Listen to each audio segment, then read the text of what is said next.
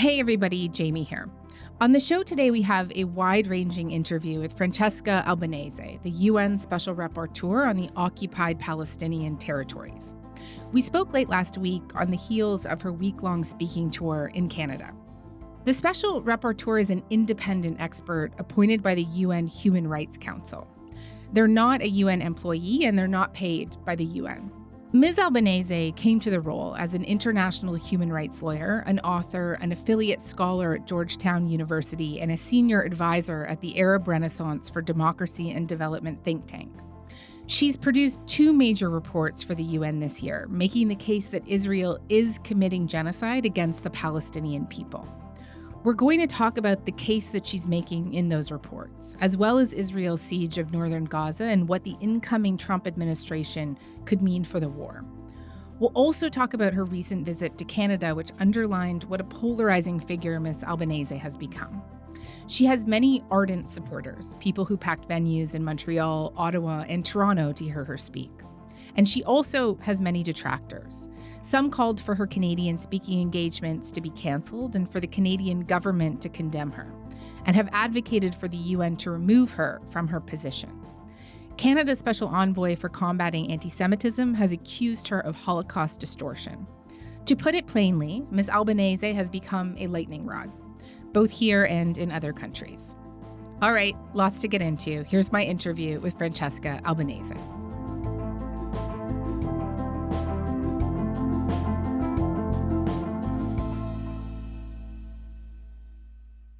Francesca Albanese, thank you so much for coming onto the show today. We really appreciate you taking the time.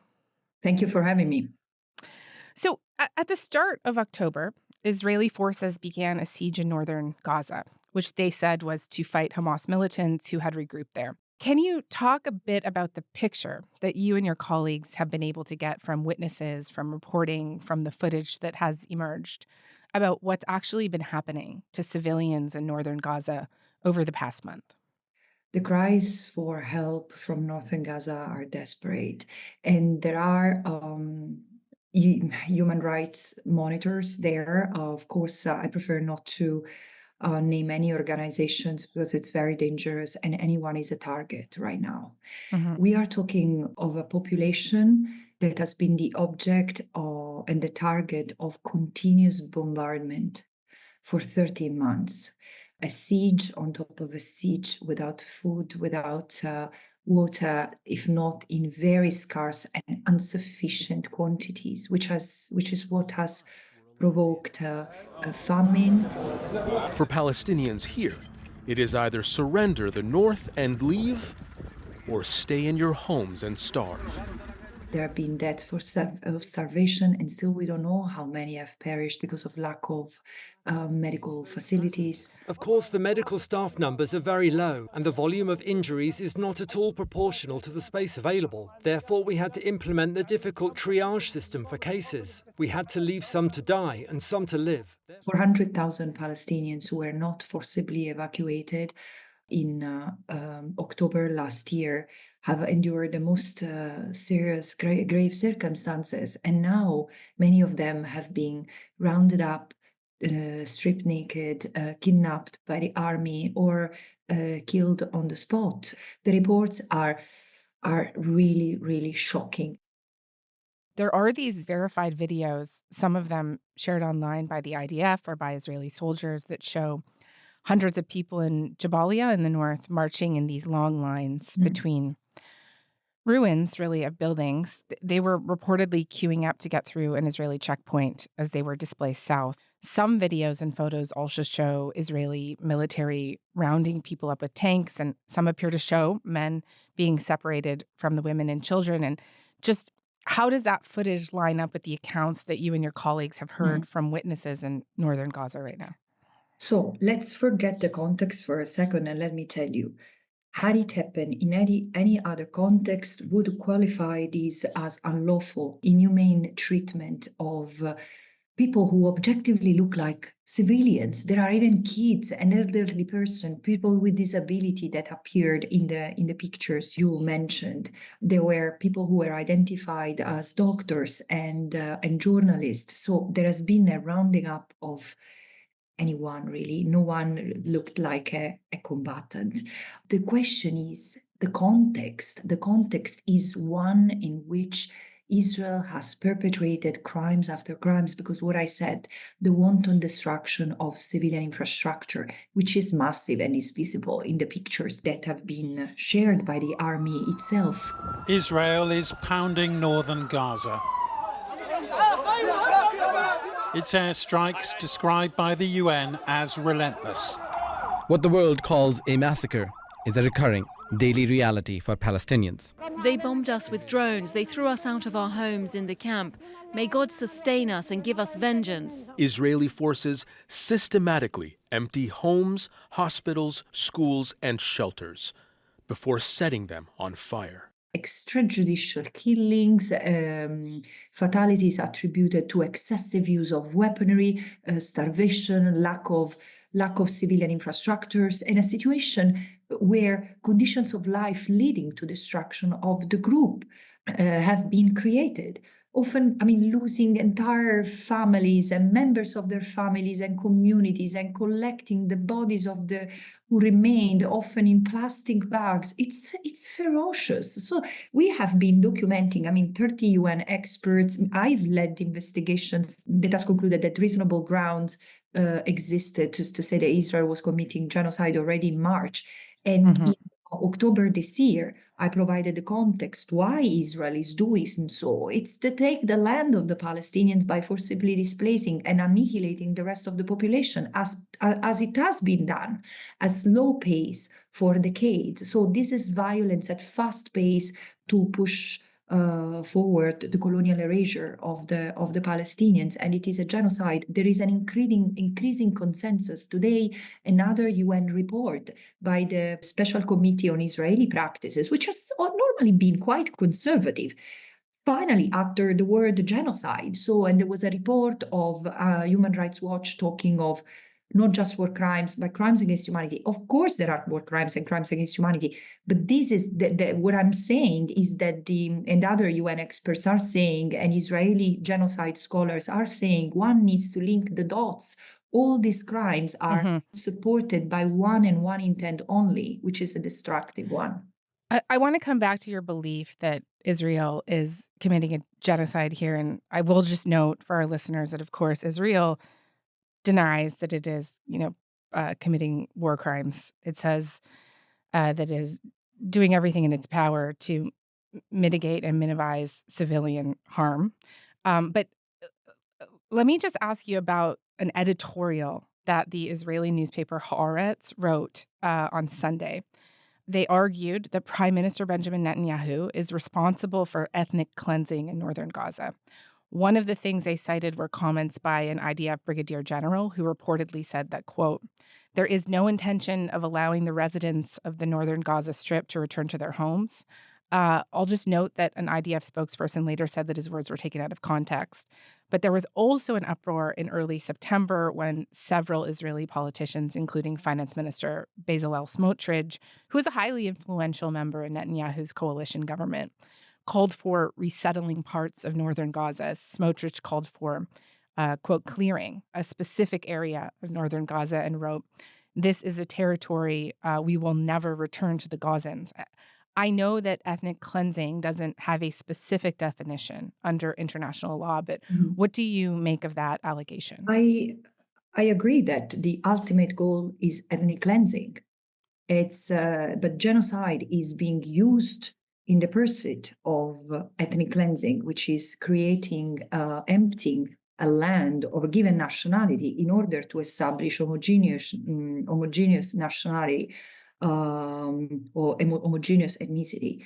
There have been stages through which we got to here, and ethnic cleansing has been a constant of Israel's presence in the land since the very beginning. In 1947-49, during the strife and then conflict that led to the establishment of the State of Israel, 750,000 Palestinians, Arabs of Palestine back then, were expelled from what is today Israel. And their 500 villages were destroyed. the remaining homes were taken and given to Jewish Israelis. And in 1967, the same happened. There was the occupation by Israel of the West Bank, the East Jerusalem, and the Gaza Strip, and mass ethnic cleansing happened. 350,000 Palestinians were displaced from this land and the land taken by the Israeli army, and progressively it has been given to settlers. So this is why, on the 14th of October, after Israel issued the mass expulsion order from northern Gaza, which forced 1.1 million out under the threat of considering anyone who would stay behind a terrorist or affiliated, associate to terrorism. This I sounded the alarm because my scholarship is about Palestinian forced displacement. And I said, under the fog of war, this is what Israel does. It forces Palestinians out of their homes, out of their land. It destroys, it creates conditions that are unlivable, and it makes it impossible for the Palestinians to return. Just before we move on, I just want to say the obvious for people listening. Much of what you said there about the history of the conflict, while there are many people who will agree with you, it is also incredibly contentious. And I just want to note that it's actually not what I want to get into with you today, because I want to talk about what's happening right now. But I want to understand what is contentious for the benefit, right? For the benefit of the audience. I want to understand what is contentious. Yeah, well, I mean, I obviously, the state of Israel has argued for decades that it did not forcibly displace all of these Palestinians from their homes, and that the land is rightfully theirs, that they have a claim to the land. But this has been contested by Israeli historians for the past 20 years. The historians who have had access to the Israeli archives. So excuse me, you might not want to talk about it, and I'm totally fine with it. But you cannot say that this is contentious. It's contested by Israel, but it's established by historical sources.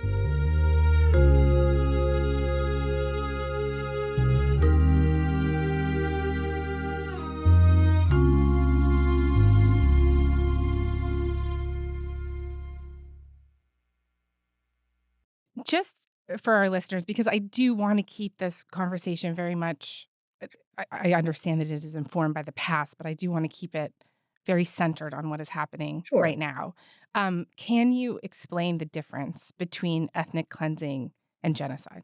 Yes, one is a crime, genocide. The other, ethnic cleansing, is not recognized as a crime per se, but it has been recognized internationally, referred to by international jurisprudence, and including by the UN, as a conduct, as a policy that might include other crimes, war crimes, crimes against humanity, and acts of genocide.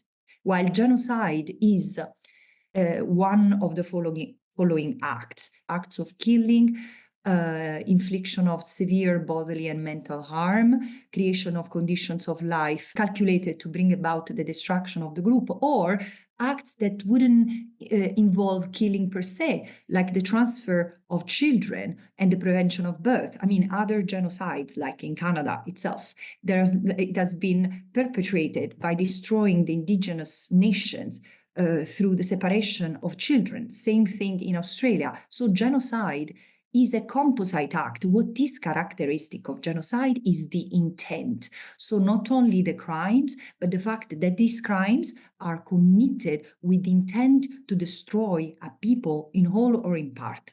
And let me be clear, the motives might be many. The motives might be because the leaders want to stay in power, because they want to defeat an insurgent group. But the intent is not the motive and shouldn't be confused with a motive. The intent is when there is the determination to engage in a destructive endeavor and a destructive conduct. This is why I insist in my last report to look at the totality of conduct and crimes against the totality of the people, the Palestinians as a whole, the Palestinian as a group, because this is what genocide is about, is the intent to destroy a group in whole or in part, as such, in the totality of the land under Israel's control. And I just wonder if you could tell me a little bit more about why you believe that Israel is meeting that very high bar of genocide right now. you could just elaborate a little bit more for me about what is Yeah, in your of report, course. why that intent is there and that Mhm. motivation is there, in your opinion. Absolutely. It's not just a belief, it's a legal assessment out of 12 months of investigation, 6 months first and 12 months now, where I've analyzed what the international jurisprudence in other cases, like in Rwanda or in former Yugoslavia, has described like a nature and scale of the conduct so as to believe that there is an intent that can be inferred as the only reasonable one that leads to a given reality on the ground and results. In order to have genocide, one looks at the statements, but the genocidal statement per se, for example, let's kill the other group in its entirety. This is genocidal incitement and reveals genocidal intent, of course, but it's not genocide per se. Acts of genocide can be then derived or inferred from what I was saying and what I did in March, looking at the weaponry used, how the military operation has unfolded, the kind of measures that have been taken to avoid acts of genocide. But again, while in March I was more cautious and I said there are reasonable grounds to believe that acts of genocide have been committed. After 1 year, I think that there is no doubt for the simple fact that Gaza is destroyed. Gaza doesn't exist anymore. And as you and I speak, acts of brutal and sadistic acts continues against civilians. I mean, there are doctors who have been in Gaza and report to have received children shot in the head and in the torso, at least 2 or 3 per day. We are talking of an army which has exploded weaponry that is not even admitted in an area which is so densely populated. So clearly destruction was an intended outcome of this operation. And otherwise, how would we explain the starvation imposed on Gaza? How would they explain the destruction of all hospitals, which apart from the 45,000 people killed, and 17,000 children killed. But how do we explain the fact that that people were left without medical care or without basic hygiene, with the spread of disease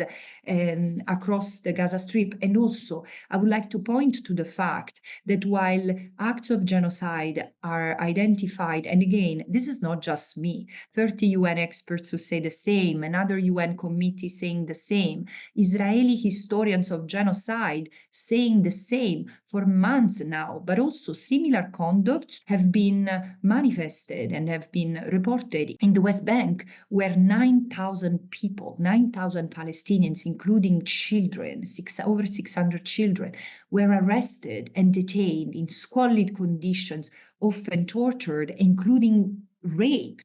There is evidence that has been produced by Israeli and Palestinian lawyers and human rights organizations, Adala, and most recently B'Tselem, which has said that Israel maintains a network of torture centers across the occupied territory and Israeli territory itself. So we need to see what Israel is doing against the Palestinian people as a whole. And as you rightly said, Smotrich, among others, has been invoking and evoking the ethnic cleansing of the Palestinians. So, as in other contexts, genocide is being a tool in the hand of the power to achieve control over the land. And as the Canadian people, especially the indigenous people, know very well, for the Palestinians, like for any indigenous people, the land is not just where they live, is who they are. So breaking the connection, severing the connection between the people and the land, or destroying the livelihood, the orchards, the traditions, this is of course considered in existing jurisprudence additional elements that lead to conclude that genocide is ongoing. Okay. And I do want to move on because I want to talk about the United States with you. But first, I will just say before we do, I take your point. There are many scholars of genocide and international law who also believe that Israel is committing genocide. But there are also scholars that do disagree with you. And I just want to, for our listeners, just read a quote from UCLA poli-sci professor Dov Waxman from a few weeks ago. He said that he he believes that Israel's actions were too often brutal, inhumane, and indiscriminate, but he did not believe there was clear evidence of intent to destroy the group in whole or in part, which is the key thing to prove in a genocide case, Even as you have any explained. any Yeah. genocide, particularly the genocide that has taken place in Europe, would have not happened if it was not for the indifference and incapacity to see the genocidal intent and the intent to destroy a people. The Palestinians have been so dehumanized. Look, I have no reason to insist on this point other that I want to see justice and accountability.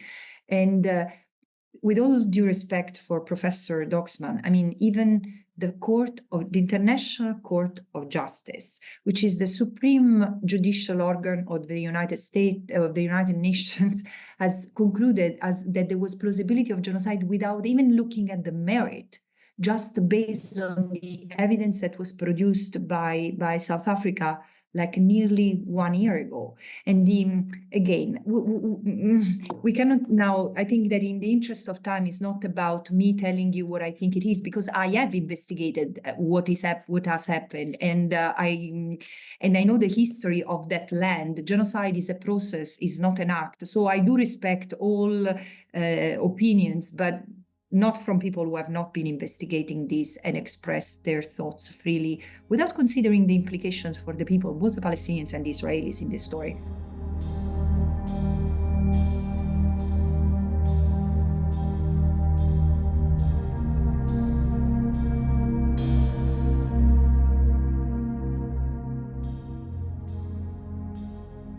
I want to talk about the U.S. I think this is really an important topic that we tackle right now. So Donald Trump has named Mike Huckabee, the former governor of Arkansas, as his ambassador to Israel. Huckabee is an evangelical Christian and a longtime defender of Israel. He's previously said that there is no such thing as a Palestinian. Basically, I mean, there really is no such thing as, and I have to be careful in saying this because people will really get upset, there's really no such thing as a Palestinian. There's not. Before 1948, there was all Arabs. I mean, it was Arabs and Persians. You don't, you know, and there's such complexity within that. There's really no such thing. And also, quote, there is no such thing as a West Bank. It's Judea and Samaria. There's no such thing as a settlement. They're communities, they're neighborhoods, they're cities. There's no such thing as an occupation. Trump also tapped Florida Senator Marco Rubio as his Secretary of State. Rubio has emphatically said he's against a ceasefire in Gaza. Senator Rubio, will you call for a ceasefire No, I will not. in Gaza? On the contrary. Senator Rubio, are you filming it? Wait, so I want you guys to get this. I want them to destroy every element of Hamas they can get their hands on. These people are vicious animals who did horrifying crimes. And I hope you guys post that. And what about the civilians that are being killed every day? Hamas should stop hiding behind civilians, putting civilians... Obviously, this military campaign over the past year has been prosecuted under a Democratic administration. But how do you imagine it might look under Trump? Do you imagine, as a Canadian, saying something like the First Nations do not exist, or the Métis and the Inuit do not exist? It's a denial of the existence of a people. Do you imagine saying the Jewish people do not exist? It's very serious. And again, it's a fact that Palestine existed and has been dismembered. This is history. What can I say? That the new government constellation looks ready to intensify the support to Israel as it erases Palestine. Yeah, it will probably continue. But again, the United States is one state among 193 members of the United Nations. And I do hope that states like Canada, like my own, like the European Union, together with the Global South and other former settler colonial states, will react to this and be able to reckon with the past by putting an end to this brutality.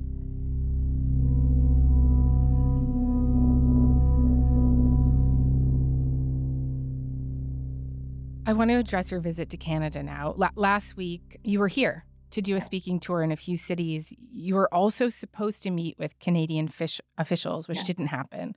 And we'll get more into that later. But I first just wanted to talk about what brought you to Canada in the first place. What was the message that you wanted to convey to the Canadian government and to the Canadian public?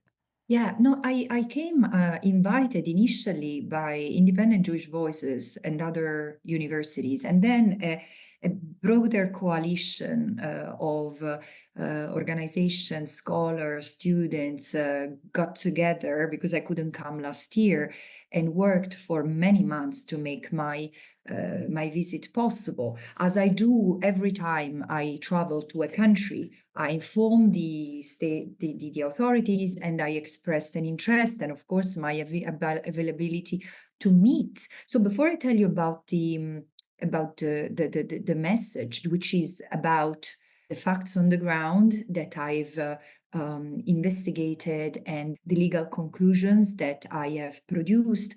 And I wanted to engage with the Canadian government on its own obligation in the face of a state which is plausibly committing genocide. And the ICJ has issued 3 sets of provisional measures, but also reminding member states of their obligation not to transfer weapons directly or indirectly to a state that is plausibly committing genocide. So it was this that I wanted to engage the Canadian authorities with. And frankly, there was an immediate response, not by the Minister of Foreign Affairs herself, but by the ministry, and I was supposed to meet with state officials. We immediately replied with an invitation for a meeting that was withdrawn 3 weeks later, when the pro-Israel groups that are very active in Canada mounted a smear campaign against me, and this probably created the circumstances for the Canadian government to withdraw its invitation, which was also followed by the withdrawal of the invitation of the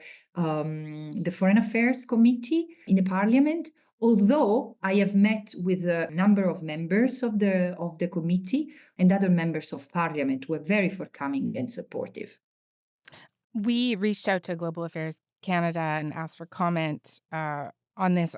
I'll just note that we haven't heard back from them at this time, but I do want to get into with you more of why there was such a pushback to you coming here. Of course, you have spoken to rapt audiences who gave you standing ovations in Montreal and Ottawa.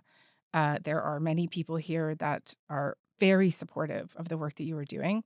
But as you mentioned, there were pro-Israel groups, including the Center for Israel and Jewish Affairs, that did call on the Canadian government to not meet with you and to waive diplomatic immunity for your visit. They're one of a number of Jewish groups and individuals, both in Canada, who have criticized comments and posts of yours, which they say are using anti-Semitic tropes. And I know that you have said before that you are really tired of talking about these accusations, but I do think it's important to engage in good faith with some of it. And if you don't mind, I'm just going to talk for a little bit here, just to give people some context. So one is some comparisons you've drawn between Israel's conduct during this war and Nazi Germany, which is something that many— I will explain.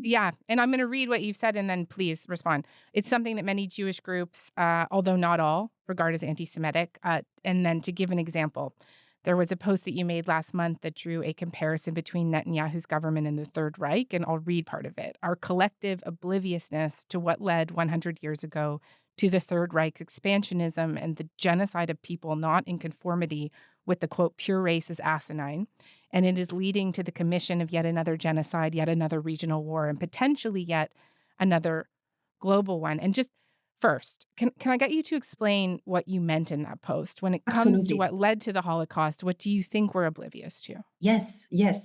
And this is part of our history as Europeans, and we know very well that when Germany rose to power, it was not opposed as such.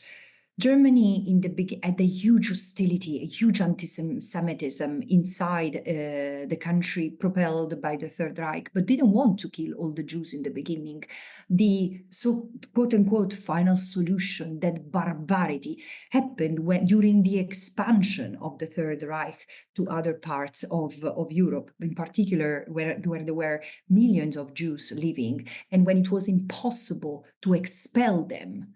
The barbarous idea of the concentration camp was conceived. But the point was, there was an expansionist idea behind it, and the elimination of any one particularly the Jewish people, but also the Roma and Sinti and others who were considered savages. This is the thing. Now, the comment was made after Israel invaded Lebanon, with many in Israel, particularly from the huge settler movement that is completely out of control in Israel, talking of occupying parts of Lebanon because Lebanon was part of the biblical land. So you say, and I said, you see the regional expansion, it's happening. And the same script that has been used in Gaza, everyone is killable, everything is destroyable, is being used here. So the comparison, I've never used comparison or Nazi quote unquote terminology, because it's not about that. No genocide looks like the other, but there are certain common elements like the dehumanization of the other, and always an idea of superiority over the other groups, which is frankly what Israel proclaims in the region, not just in Palestine.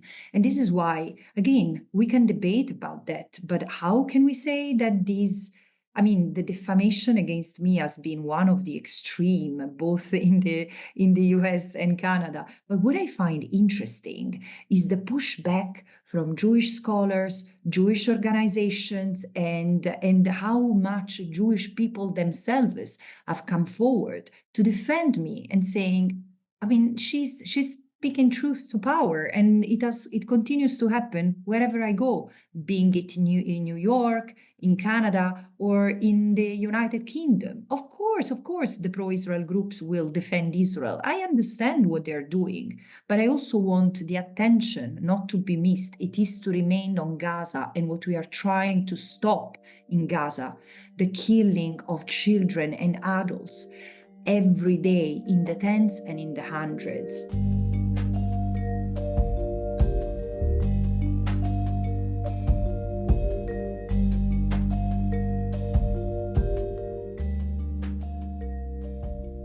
As you've just mentioned, there is debate within the Jewish community about whether all comparisons between the Holocaust and Israel's contemporary policies are anti-Semitic. Of course, I think you said earlier that you were invited here by independent Jewish voices to Canada as well. So I make that point, but just the World Jewish Congress, their point is that the Israeli-Palestinian conflict is a territorial and political one, whereas the Holocaust was the attempt to systematically annihilate European Jewry. And I don't want to make you repeat yourself too much, but I just want to give you an opportunity to respond to that. Yeah. Our special envoy combating anti-Semitism, Deborah Lyons, has accused you of Holocaust distortion. I've never denied what you said, that the Holocaust resulted in the annihilation, the genocide of European Jews. And I say, the Holocaust was the last part of it, but for centuries, Jews had been discriminated and Jewish people had been deprived, stripped of their civil and political rights. They had been kicked out of their professions, including in my country. My country in the late 30s passed the racial laws, which forced Jewish people, our fellow Jewish citizens, into segregation and to full discrimination. This is why I insist we need to see the dehumanization of the other as leading to the normalization of crimes against the dehumanized groups. And I understand the sensitivities. Yes, it's true that the United Nations in the post-Holocaust, instead of protecting the Jews wherever they are, because after the Holocaust, the Jewish people continue to endure discrimination and be pushed out. Yes, they went to Palestine. Palestine was the land that had already been identified together with Uganda or Argentina, as the land where the Jews could live as a state. But the other part of the story is that Palestine was inhabited. So yes, the state of Israel was created as a safe home for the Jews. It happened at the expense of the non-Jewish people in the land, which were the majority. I often point to a brilliant piece of literature that has been produced in recent years, primarily by professors Amos Goldberg and Bashir, that discuss the Holocaust and the Nakba as two tragedies carrying an immense trauma, but they are at a crossroad. And that interjection cannot be hidden, needs to be understood if we want to move forward. Let me bring up another example with you. It was when French President Emmanuel Macron called the October 7th attacks the biggest anti-Semitic massacre of our century, and you responded on X, "No, Mr. Macron, the victims of 7/10 of October 7th were not killed because of their Judaism, but in reaction to Israel's oppression." Both French and German government accounts on X condemned that as anti-Semitic. And how would you respond to that? Yeah. Actually, what prompted the reaction was the debate that was ongoing among scholars, and I'm very, very close and very inspired by. I mean, we are talking of Holocaust scholars like late Professor Alon Confino or again Amos Goldberg, Ras Sigal, who were questioning and they were contesting the anti-Semitic label attached to October 7, because there is no question the crimes were committed against Israeli civilians. This is documented. Brutal crimes, yeah. Horrendous crimes. Yeah. Horrendous crime, vile crimes. Of course they were committed, because heinous crime, awful crimes had been committed for 75 and 57 years against the Palestinians. Now, I'm not the one who pushes for comparison among crimes, but I saying that October 7 was prompted by anti-Semitism is not only false, because it dehistoricizes the question of Palestine and deresponsabilizes Israel.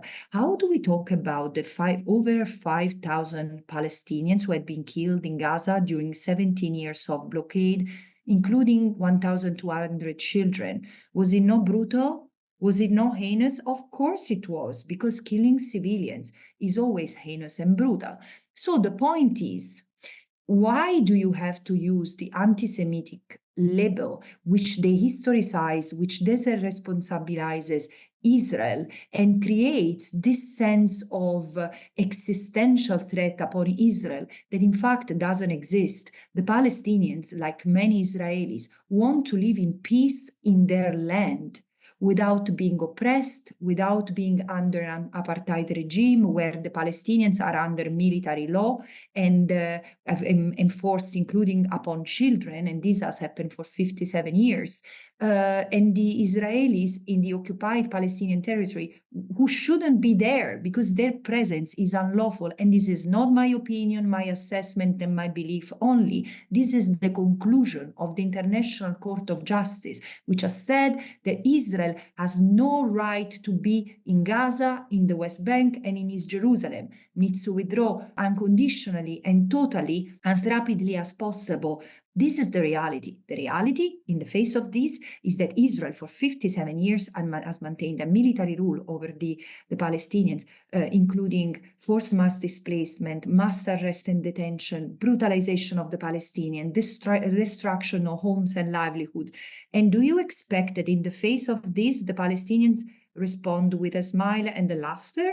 Of course there was rage, of course there was hatred, but the cause is not hatred against the Jews, is hatred against the Israeli regime as an oppressor. And I agree that the civilians should never be touched. I agree with you. This is why I said those responsible for the crimes of October 7 should be arrested, investigated, and prosecuted. What Israel didn't have and doesn't have is the right to wage a war against the people it maintains under occupation. And again, this is also the conclusion of the International Court of Justice. Yeah, and just, of course, Israel denies that they have been occupying the Gaza Strip. Oh, come on, but there is but Israel denies. But no, just a second. There is a Court of Justice I want to put, they will argue, they will say that they pulled out of the Gaza Strip in 2005. Can we agree that the International Court of Justice has declared that the occupation is unlawful? Yes. Of course, we can agree. Says no, because Israel. And here at the CBC, I will say for our listeners, our language is to call it an occupied territory. And Israel says no. Of course, Israel says no. But what does it add to the discussion? This is my question. Everything I say, you say Israel says no. Of course, Israel says no. Meanwhile, Israel has killed 45,000 people in Gaza, 70% of whom are women and children. Of course, Israel says no, because Israel says that these are human animals that need to be killed and punished for the 7th of October. This is the reality. Yeah. Ms. Albanese, look, there was so much furor over that comment that you made on X. And I'll just note, 10 years ago, you made a comment about the Jewish lobby. No. I know that you've since retracted it. No. You don't go there because it has been assessed. This is something that I wrote. First of all, it's not anti-Semitic because I was referring to AIPAC, which is called Jewish Lobby by many. 2 weeks ago, I was in the United Nations press conference, and one American Jewish journalist asked me about the Jewish lobby. And I said, don't say that because it's anti-Semitic. So please, shall we go till my daycare to prove whether I'm anti-Semitic or not? I've answered your question. Now let's go and talk about Gaza and the responsibility of member states in the face of the current disaster. I'm not going to I'm not going to answer any other question for things that I've said and done prior to my mandate, which is, you can ask me anything I've said after the 1st of May, 2022.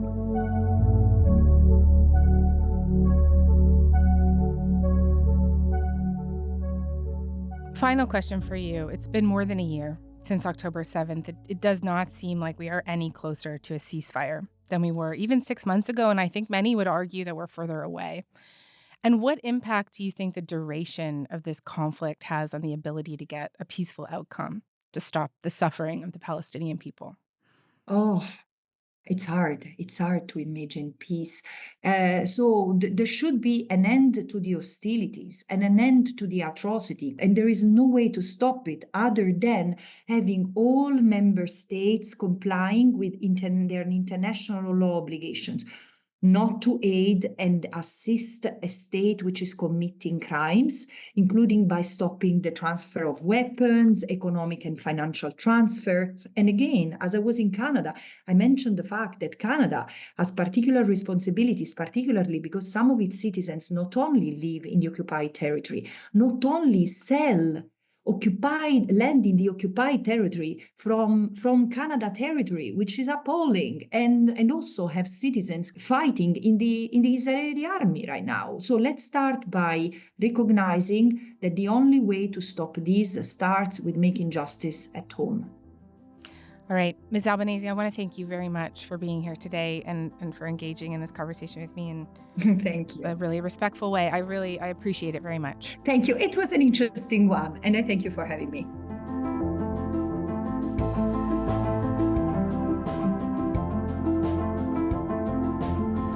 All right, that is all for today. I'm Jamie Poisson. Thanks so much for listening. We'll talk to you tomorrow.